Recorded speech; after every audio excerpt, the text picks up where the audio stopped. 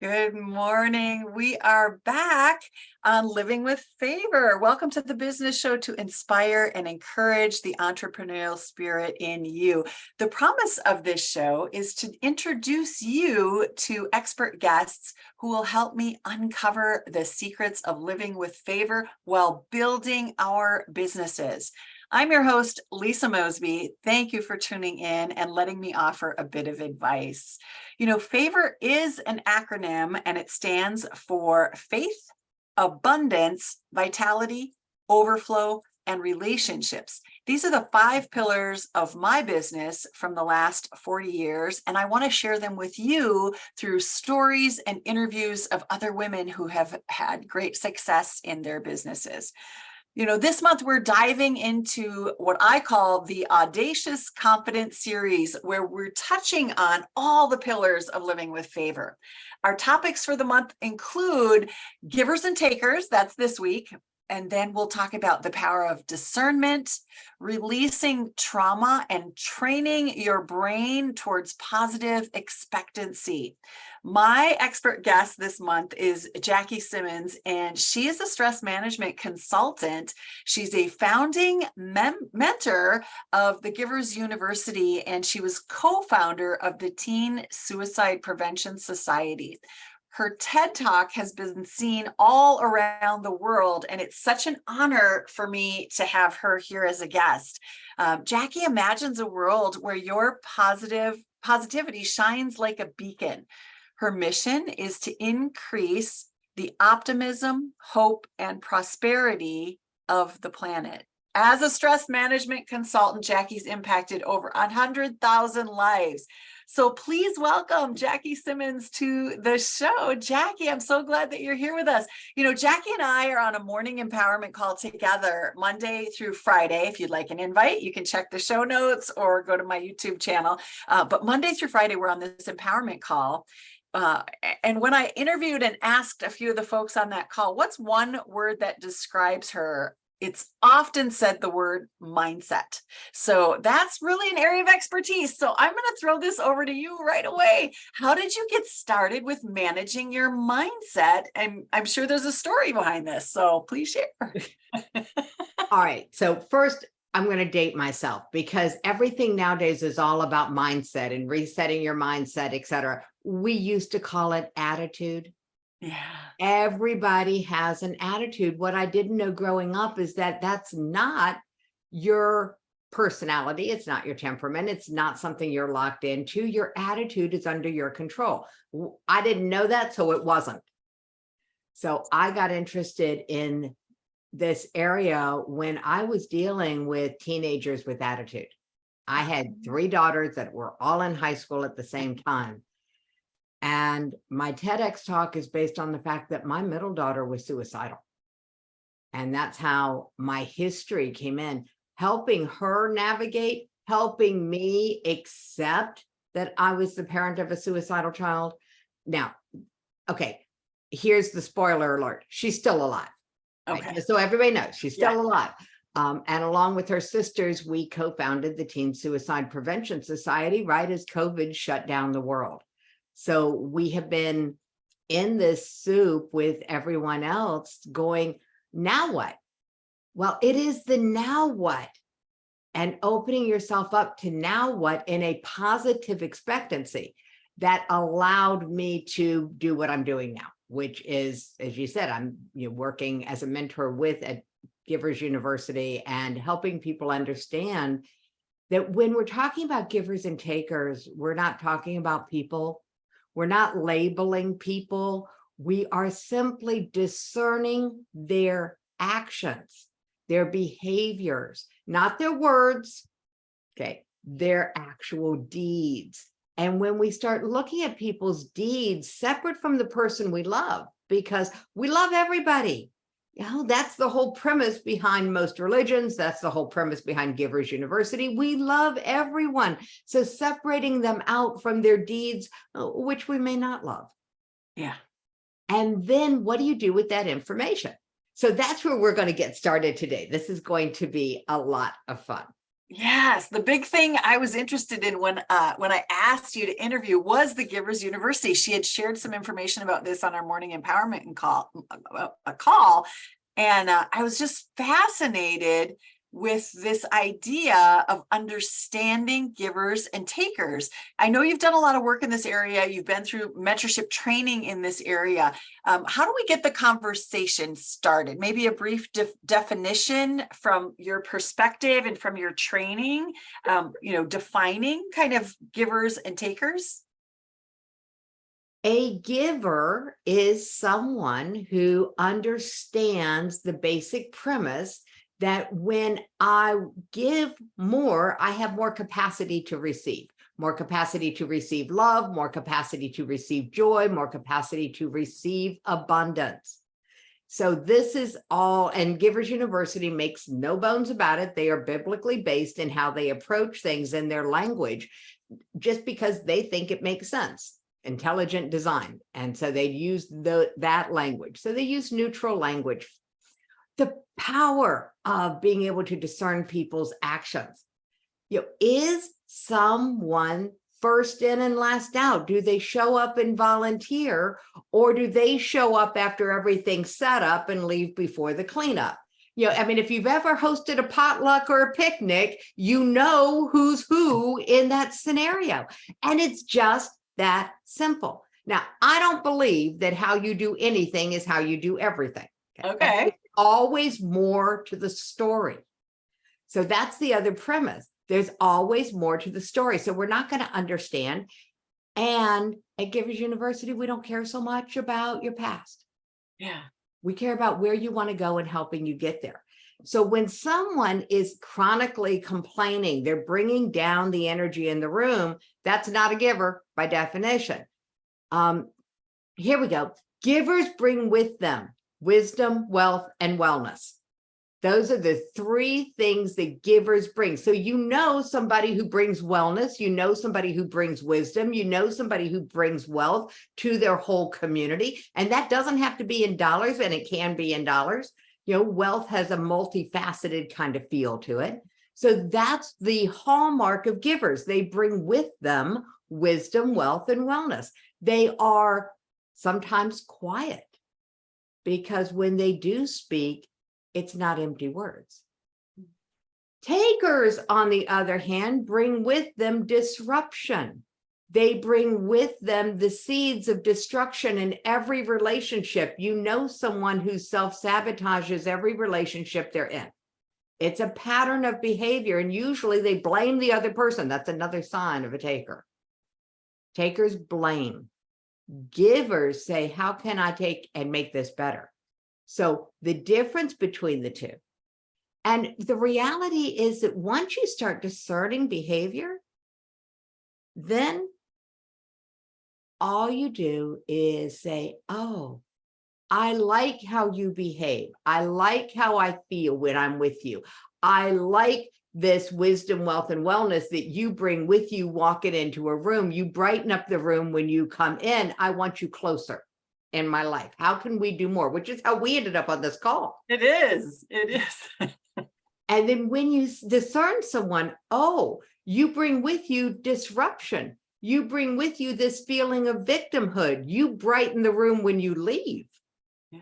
Oh, I will respectfully distance. In Givers University, discernment means not calling somebody out, not asking them to change, not asking them to change, simply respectfully distance. So you don't invite them to your next potluck. Yeah. It's just or that no, simple. you know what to expect if they do come, right? It doesn't have to drain your energy. Yeah. It doesn't have to drain your energy. And what if it's okay? What if it's okay to not be so inclusive that you are including people who drain your energy? What if it's okay to choose who you're around? Because here's the mindset of this. When you start to treat, here's the real key. All right. This is about discerning yourself. This is all about you. This is your permission to be self-centered. Okay. This is all about you. If you're listening to this, this is all about you. I like how I feel when I'm with you. What if you treated everyone in your world with that kind of energy? I like how I feel when I'm with you. And you just allow for that energy. I also say treat everyone as if they are the best in the world, the best client, the best partner, the best kids, the best vendors, the best boss. Treat everyone as if they are the best in the world. And I can prove to you that they are in just a second. Okay. You start treating everyone around you as if they are the best in the world. And they will do one of two things. They will either step up into the vision that you are treating them as, the version you are treating them as, or they will step out. They will respectfully distance from you. And that's what happened to me. It was quite shocking at first to have students who'd been with me for more than a year all of a sudden be gone. They just stopped showing up for class. And it only took me really deep diving into this premise to understand that my treating them as if they were a giver was so uncomfortable for them that they had to leave. No words necessarily were exchanged even. They just stopped showing up. Yeah. It's interesting because one of the things that I use, and it's also a biblical principle, is edification. To edify someone is to brag on them, their greatness, who they are, what makes them awesome. And it's easy for me to see that in them. We don't always see it in ourselves because we are hard on ourselves, and there's part of our brain that, is like to protect us and not like inflate our ego. And so sometimes we're really hard on ourselves and we don't see the awesomeness from within. And we are talking about audacious confidence here today. So, when I get to edify somebody for who they are and their greatness, what they bring to the world, I find that same thing happens is like, ooh, why is she always saying, and they want to move further away because they can't receive it. We're not trained to receive this. We're taught, to be seen and not heard. Maybe that's just my generation. Yeah. Well, we're taught something else too. Yeah. We're also taught not to let them go. Yeah. And that is so harmful to them. That puts them in a place of so much pain. So I created something called the ballpark theory. And a club owner's job is to let people leave when they are not happy there anymore. Can you imagine a club owner keeping a ball player on the team who is miserable? What would that do for the team? One bad apple spoils the whole bunch. Oh, yeah. And in business, it brings down whole departments. It can bring down whole companies. But we've been trained that, oh my God, it's too expensive to replace an employee. No, actually, it is not cheaper to keep her. That is just not true. Yet this is the culture. So if you have a disengaged employee, it is not your job to re-engage them. It is your job to protect your other business assets, like your other employees, from them. Allow them to leave.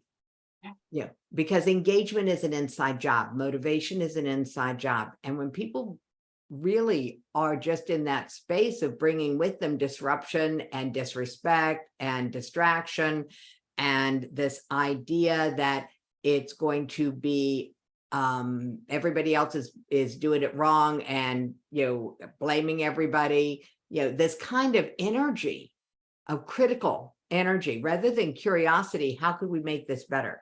Rather than, oh, I know there's more to the story, how can I help in this situation? Instead of that curiosity, they bring criticism and letting them go. They'll leave of their own when you start treating them as if they're the best in the world. Oh, and I promise to prove how I know that you have the best in the world around you right now. Yes, prove it. They're the ones around you. They are the best in the world you are ready for. And the minute you start to treat them that way, you're ready for better. Okay. I love that idea. I want to take this back to the givers and takers definition again, because with givers, we think, oh, givers, they're so generous, blah, blah. And I tend to fall into that category. I overgive. Lots of friends say that. It's like, okay, hey, that's not a giver. Hold it. Okay. That's not a giver behavior. Let's get really clear. You're not talking about doormat. That's Yeah, I not wouldn't call being a myself a giver. doormat, but Yeah, well, anyone who overgives is throwing their relationships out of balance.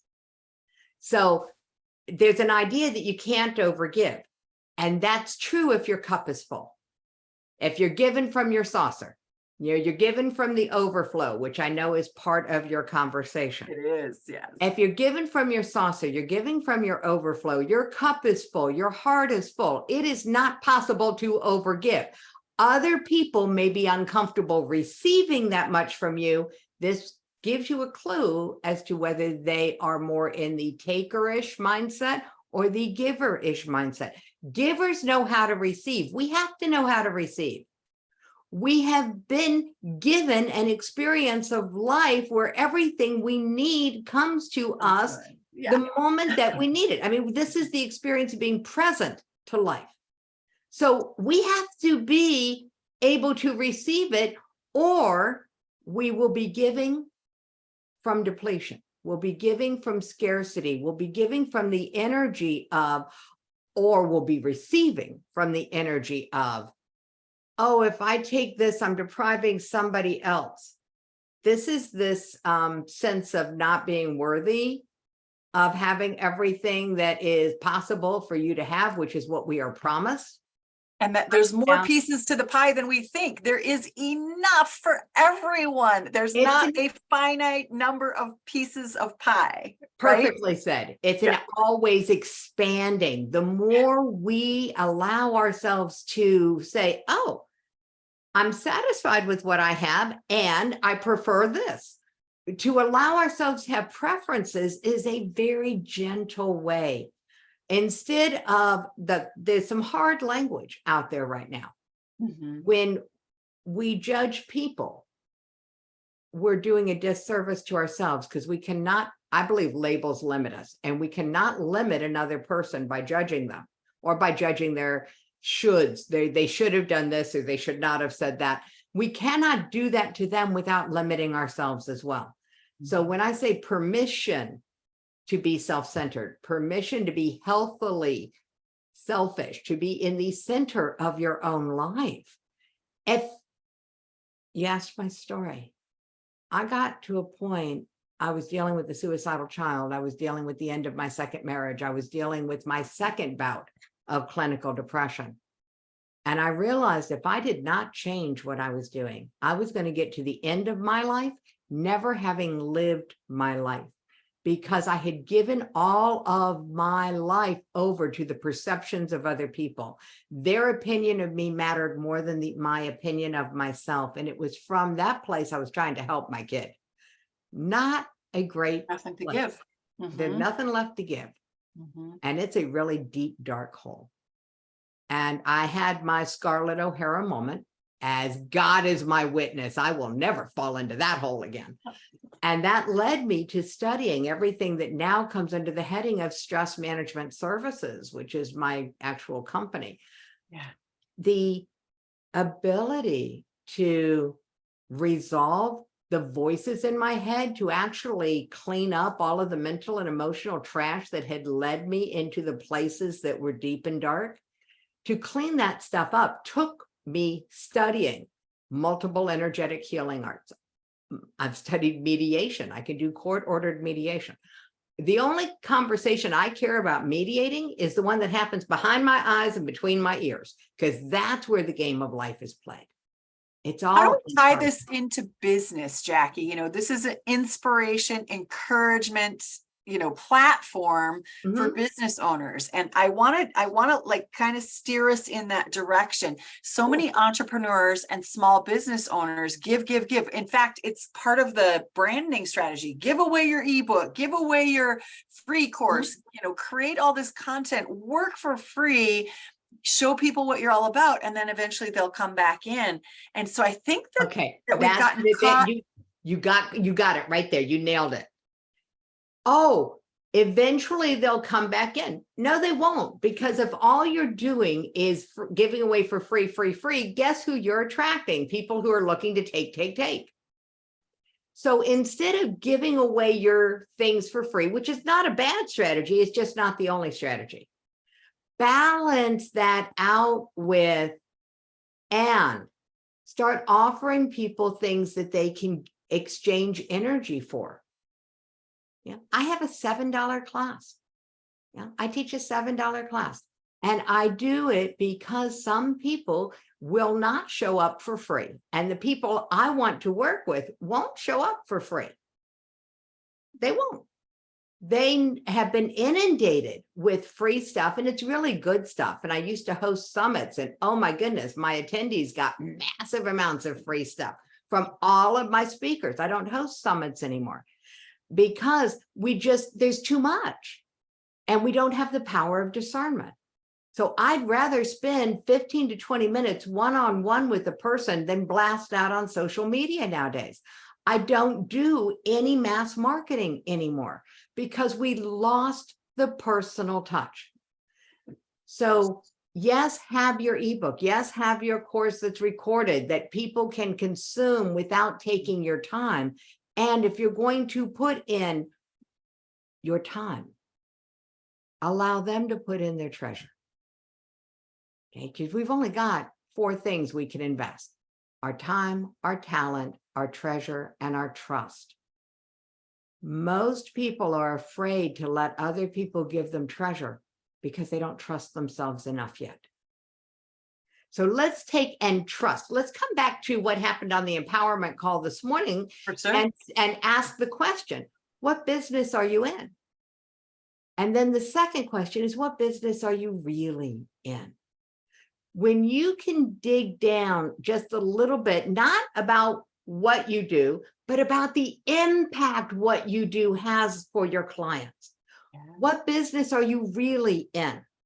I'm really all about empowering, okay, transforming, taking coaches and healers who've been trained that they can't make promises and giving them a skill where they can guarantee results. Just giving them an ability to stand up in absolute certainty of the impact they have. Because we're taught, don't brag. We're taught you're going to get too big for your britches. Your head's going to be so big you can't fit through the door. And somebody said that to me as if that was a compliment. And I'm like, yo, let's talk. Okay. Because all of those things are designed to perpetuate the belief that if you win, I lose. And that's not the way the world works. If you win, there's more for everybody to win. If you improve your mental attitude, if you improve the prosperity of one of your clients, you cannot help but improve your own. And if you're struggling financially, the fastest path to improve your own finances is to help someone else improve theirs. Same with mindset, same with, depression and anxiety. If you are in a state low, go help somebody else. They will pull you out. Go serve somebody else. It comes back to that same place, that giving place. When we come from the heart and we can give, we actually are receiving through the giving. And that's what we kind of lose sight of, is how do we receive? We give. Yep. Yeah. And I'm going to tell you, when I was talking about takers, okay, givers, wisdom, wealth, and wellness, takers, disruption, destruction, and defeatism. They come at life as if they're going to lose. And then they get angry. And so they can come at life very aggressive. I'm afraid I'm going to lose, so I have to win. I have to have it now. And they come with this energy. And it's not their fault. They haven't seen any other role models yet. So I challenge everyone to just accept them as they are, that they know that there's more to their story, and pay attention to yourself.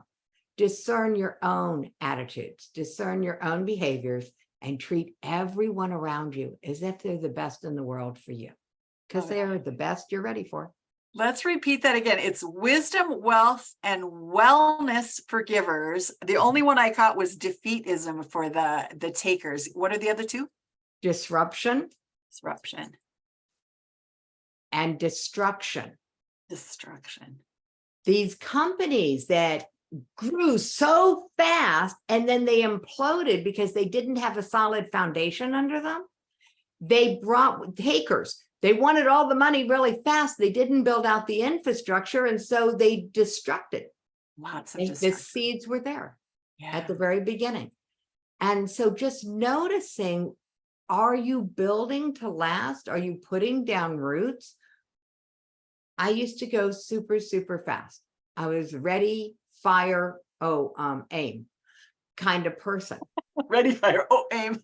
Yeah, maybe I should have thought that through a little more. Yeah, it's the only time I allow myself to should on myself. Could have thought that through just a little more, changing the should to a could. Oh, you're giving a preview for a week to come. We're talking about Shouldville. We will be talking about Shouldville. Oh, I'm so glad. It's one of my favorite things. Yeah. Understanding that who you have behaved, the behaviors you have done in the past do not define you. They are old news. They were based on the attitudes, the mindset that you had then. They seemed like the best idea at the time. Now, you know better, you do better. You have a new attitude today. So your behaviors will change today if you let them. And the choice is up to you. Let's wrap this up. We've given a lot of information. We've given some definition, given some stories around these pieces. How do people apply this to their life and to their business today? You said the word discernment, so that's part of it. What other action steps can we leave folks with around this topic? Take one action for each of your clients that brings them just a little more value. Give a little more to your existing clients first, to your prospective clients second, and to yourself after that. Because you need to give more to yourself. You want to do better in business, you got to take better care of you. I think that that's the best thing is first, just start treating all of your clients, all of your clients as if they are the best in the world, because they will either step up or they will step out. And no matter which way they go, celebrate the fact that they are no longer stuck. Because if they are stuck, so are you. And when folks step out, it's not a bad thing. You're opening up space for more people to come in. There's a limited capacity in a store for a reason. We can only serve this many people at one time. And that's true of us as entrepreneurs and small business owners. We may not have a huge staff, and we want to work with our ideal, authentic clients who want to work with us. We want to find that perfect fit with those folks. And the best way to do that is serve them, edify them, give to them, look at them as the best that they are. And if they stay, you know that they're yours. And if they don't, somebody can serve them better, and you're creating space for the right person to come into you. Thank you for this topic today. Where can people find you? We're going to be here all month, but where can people find you? Well, I'll tell you where I want you to find me. I want you to find me at the teensuicidepreventionsociety.com/how-to page. There's a free masterclass there that talks about the positive side of pure prevention. Not what do you do when somebody's in trouble, but what do you do to keep them from becoming in trouble? We went way upstream, so that's where I'd love for people to play. The other place they can find me is just successjourneyacademy.com. Okay. And we'll continue the conversation, because I suspect that we are going to have a lot of fun, because there's one piece that we didn't cover about business, and that is about how do you expand your capacity for more clients? How do you actually put yourself in a position with a way to scale, to leverage and scale? And so we'll be talking more about that. I think that might be next week when we're talking about discernment. We use that word a lot, and I want to give a definition of discernment. I want to go deeper with that. And then I think we'll add in the capacity to expand our clients.